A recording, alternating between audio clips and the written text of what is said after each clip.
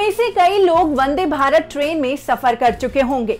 नमस्कार, मैं हूं अंजलि और आप देख रहे हैं न्यूज 18 हिंदी ओरिजिनल्स।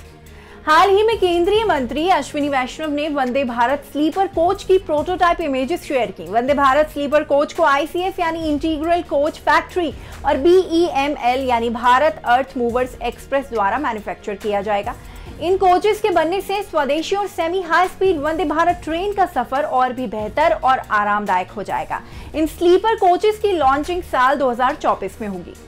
जापान की शिनकानसेन तकनीक पर आधारित ट्रेन हो या वेनिस सिम्प्लॉन ओरिएंट एक्सप्रेस ट्रेन हो, जापानी तकनीक से बनी बेहद सुरक्षित ट्रेन हो या जर्मन टेक्निक से बनी, भारत की वंदे भारत ट्रेनें इन सभी को रेलवे टेक्नोलॉजी के मामले में कड़ी टक्कर देने के लिए तैयार हैं। और इसका श्रेय जाता है सुधांशु मणि को, जिन्होंने भारतीय रेलवे के लिए रिकॉर्ड समय में semi high speed Vande Bharat train को तैयार किया।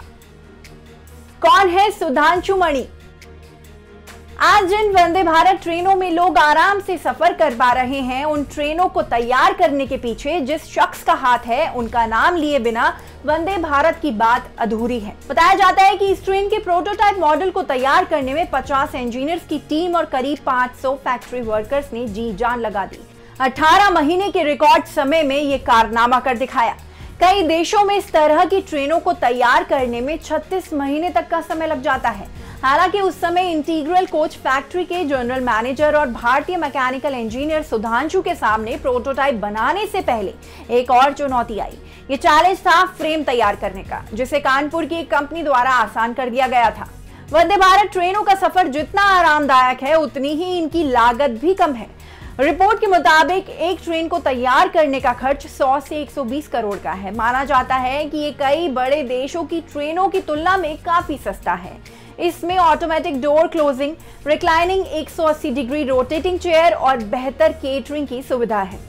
दिल्ली से वाराणसी, दिल्ली से जम्मू और इसी तरह कई जगहों तक जाने का समय वंदे भारत के कारण कम हो गया है। सुधांशु भारतीय रेलवे में मैकेनिकल ऑफिसर रह चुके हैं। वे चेन्नई की इंटीग्रेटेड कोच फैक्ट्री के जनरल मैनेजर भी थे। 38 साल के उनके रेलवे करियर में वे कई सारे सफल प्रोजेक्ट्स का हिस्सा रहे। जानकारी के अनुसार वे साल 1976 में बतौर रेलवे कर्मी रेलवे से जुड़े थे और इंडियन रेलवे में बतौर ट्रेनी आए। साल 2016 में जब रेलवे हाई स्पीड ट्रेन्स के लिए विदेशी मदद पर विचार कर रहा था, उस दौरान सुधांशु रेलवे कोच फैक्ट्री के जनरल मैनेजर थे। उस समय उनका यही मानना था कि भारत इस तरह की ट्रेन्स खुद बनाने में सक्षम है। इसी सोच के साथ उन्होंने रेल मंत्रालय के आगे प्रस्ताव भी रखा और दावा किया कि वे विदेशों के मुकाबले कम कीमत और कम समय में ऐसी ट्रेनें बना सकते हैं। हालांकि उन्हें उस समय मंजूरी नहीं मिली।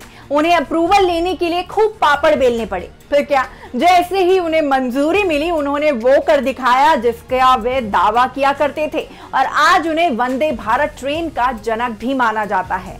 इस टॉपिक पर आपका क्या कहना है, हमें कमेंट सेक्शन में बताएं। साथ ही इस वीडियो को लाइक और शेयर करना ना भूलें।